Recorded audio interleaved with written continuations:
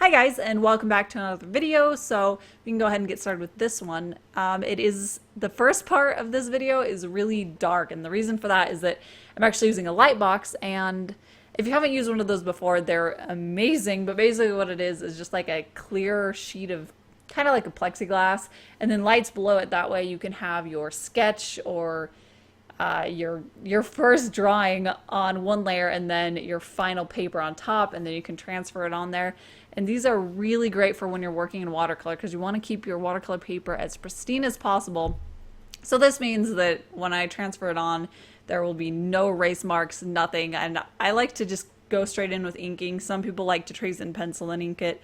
But yeah, it's a really handy tool. I have used a Lightbox so often for many years now, so it's really great. But there's a lot of cheap ways that you can do a similar type effect, so there's a lot of ways out there, but it's really great. Anyways, the pen that I'm using is actually a Micron pen, and normally I use my Pentel Pocket brush pen, but this piece had a lot of really specific small lines that I wanted to do and details, and that's just what the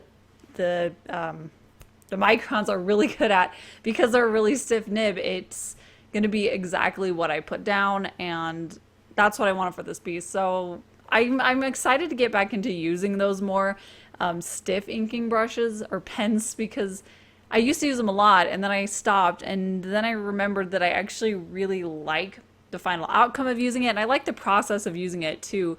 So I'll get back to my roots of inking with those. I think I really enjoyed it, but yeah, for the actual subject matter of this piece, I'm actually really excited about this one. And the reason why, and this is something that I kind of talk about a lot because I'm still trying to figure it out, but the subject matter of the work that I'm doing, a lot of stuff I do it really thoughtlessly. So then in the end, I don't like the piece because it wasn't a subject that I was interested in at all.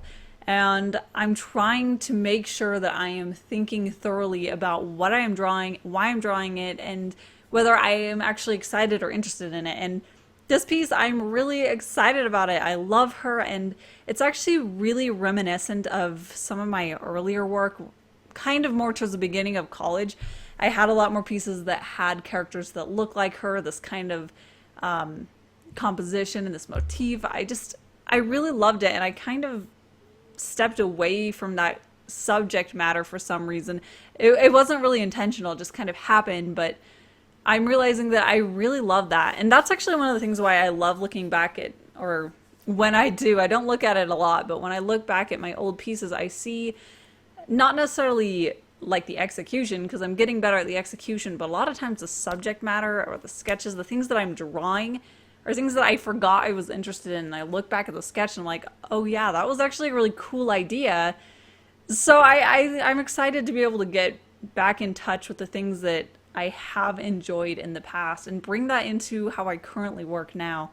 And this part is actually the part in the painting where I started to have a little bit of a panic.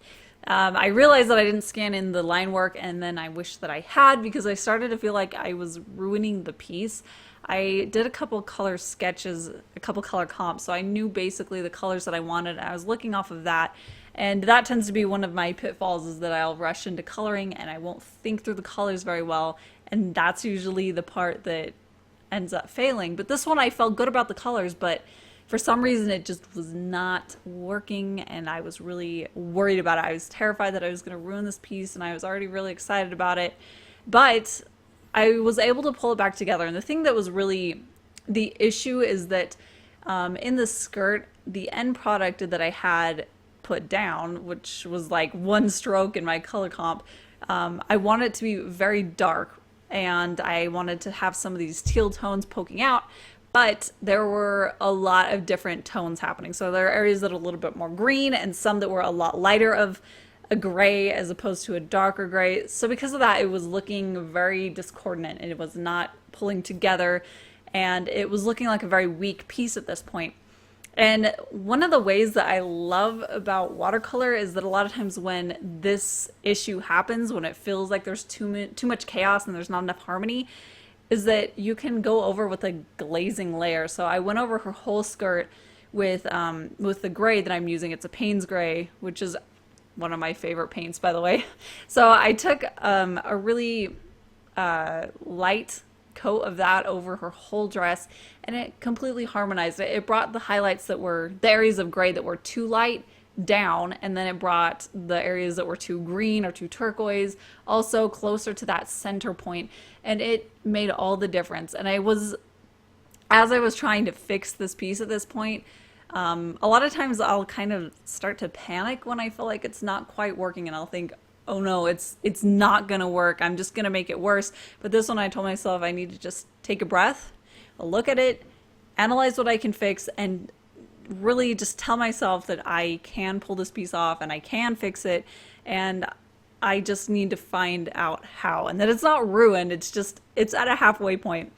And it really did help telling myself to slow down and just think through it rather than panicking, because I do that a lot. I start to worry that I've messed up my painting, and then I rush through it because I just want to be done with that bad experience. But this just really helped me to be able to just breathe and then fix it and turn it into what I wanted it to. And this piece actually ended up using two of my absolute favorite watercolor pigments. So the grays and the really dark colors, those were the Payne's gray, and I love that pigment. It's a really gorgeous, really cool gray color, and it's really dark, and not all watercolor pigments can get as dark as I want it to, and Payne's gray is really dark, so it's great to add to other colors to make them darker, but it's also not a really stark color like black or a neutral gray. It has that blue tone to it, so it still looks really rich and lively without having kind of this dead, empty weight that black does. So that one's really pretty. I love that color, and my absolute all-time favorite of my watercolor pigments is Quinacridone Rose. It's that red color, and it's super vibrant and gorgeous, and it mixes really well with the other pigments so that I can create a lot of different beautiful colors with it. It's my absolute favorite. I just love that color so much. I would buy it for the rest of my life. I'm never gonna not have a Quinacridone Rose because it's really gorgeous. But that is pretty much it for this video, and here's the final piece. I'm actually really excited about her. Yeah, I really enjoyed drawing her and creating her, so it's a really satisfying piece for me.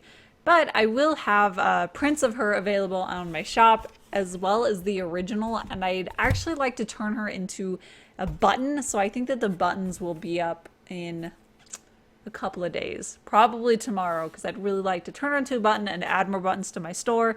So those will be available. There'll be links right below me where you can check out both the prints and the original and the buttons soon to come. So thank you so much for watching, and don't forget to hit subscribe so you can catch all my future art videos. And until then, I'll see you in my next one. Bye.